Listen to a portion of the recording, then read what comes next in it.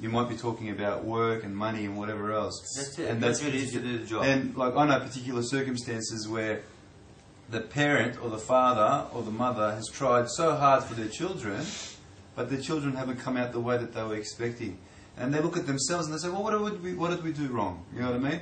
And other people analyse what they did and they go, oh, you know what, that person did this wrong. And the other one will say, oh, no, he did this wrong.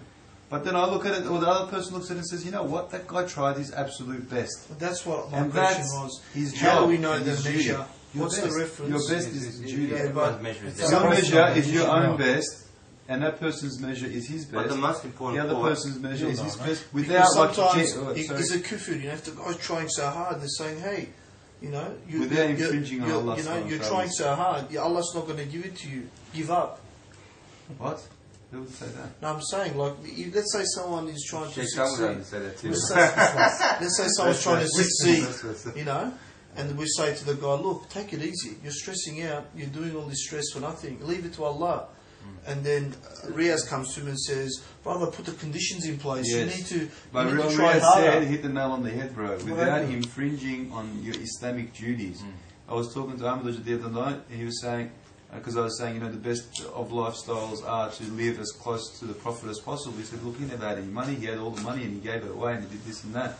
He says, but we know today that we all, everyone's hoarding their money. But as long as you are paying your zakat and you're doing your sadaqah and you're doing your particular duties, then that money to you is halal.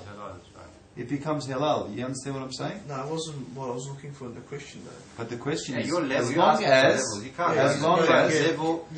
level is themselves. As long as, what he said is a very important part. As long as it doesn't infringe in Islamic duties.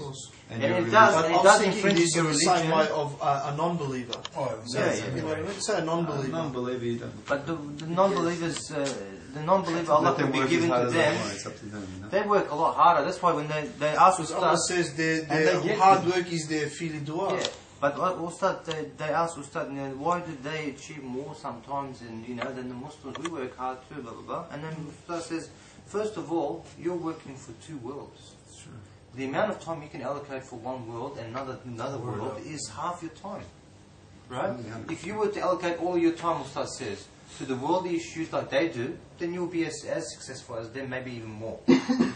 But you haven't got time to allocate every minute of your time, your effort, and your imaginings and every dealings to think about. The guy, for example, just thinks about money. You can sit there 24 hours a day, 7 days a week, just talk about money. His mind is just tuned on to that. When you say Allah, religion, Malay, nothing makes sense to him. It's not just him himself. It's how it says in Sincerity and Brotherhood.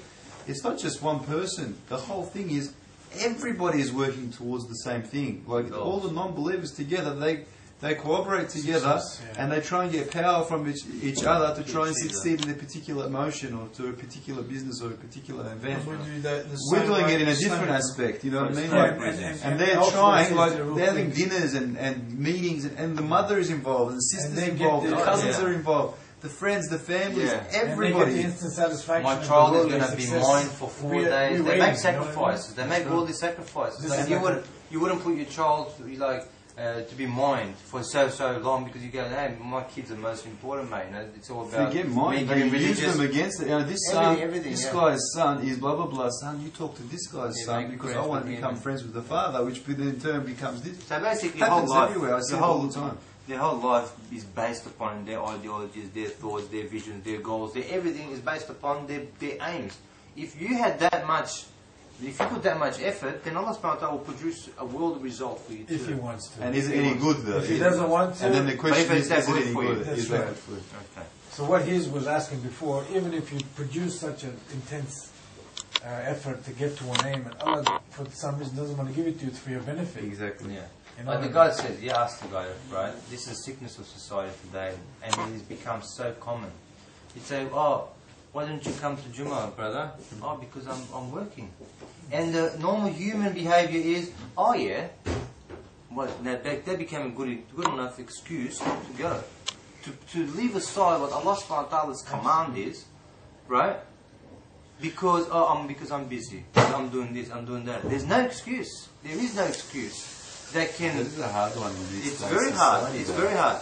Like, but whatever is important to you, like he was saying, is very important. If it is infringing, if let's say for example, I'm struggling in my worldly life, but I have to work at night. So I'm going to go do some security work right now, right? And I can only come here once a week now instead of 2 times a week.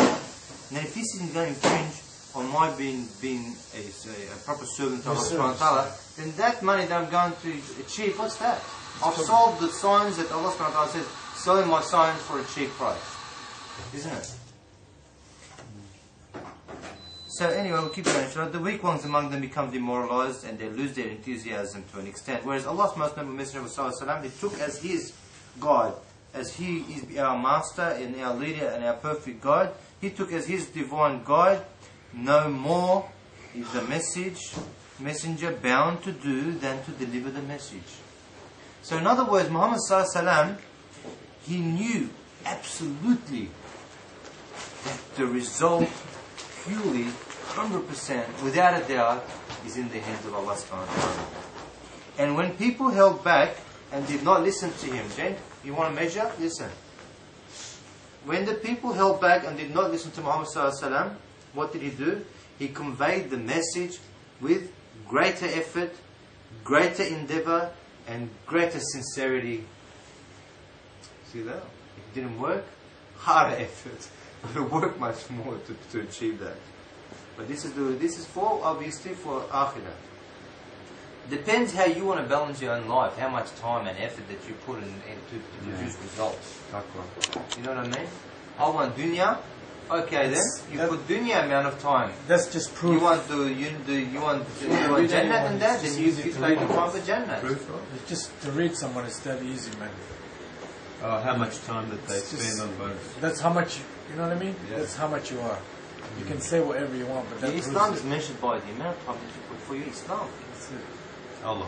For in accordance with the verse, of course. That's the picture straight away. When your iman is very, very high, right? And you're on a high, you're reading more, you're worshipping more, you're thinking more about Allah subhanahu wa ta'ala, sure or not? Of course, 100%. And if you say that means that you are living and Islam. And people that, for instance, they say they are, they might not really be.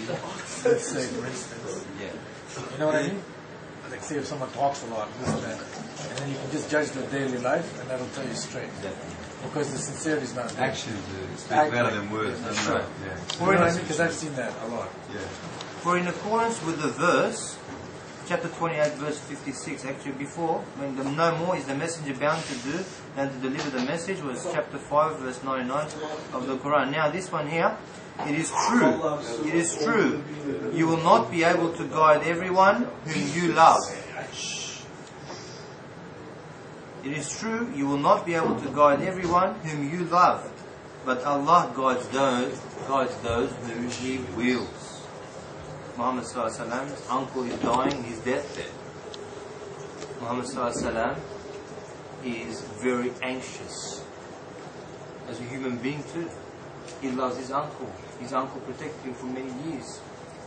Now, he's desiring with all his heart that his uncle comes to faith and he's saved by Allah subhanahu wa ta'ala and that he enters Jannah. So he, Muhammad sallallahu alaihi wasallam, with all his might, all his power, all his love and all his desire, everything, Muhammad sallallahu alaihi wasallam is picking up his hands and saying, "Oh Allah, please save my uncle, Ya Allah." What does Allah say in return? This is what He says. It is true, O Muhammad sallallahu alaihi wasallam, that you will not be able to guide everyone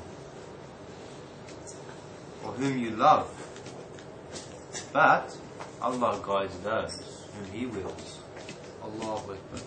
You are the Prophet of Allah, the most beloved out of all the prophets, right? The highest hierarchy.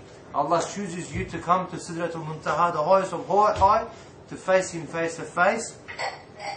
But He says, "O Muhammad sallallahu alaihi wasallam, your job is only to convey the message. You're not going to save your uncle. Only if I want to change his heart, I will." And Allah chose not to change his heart.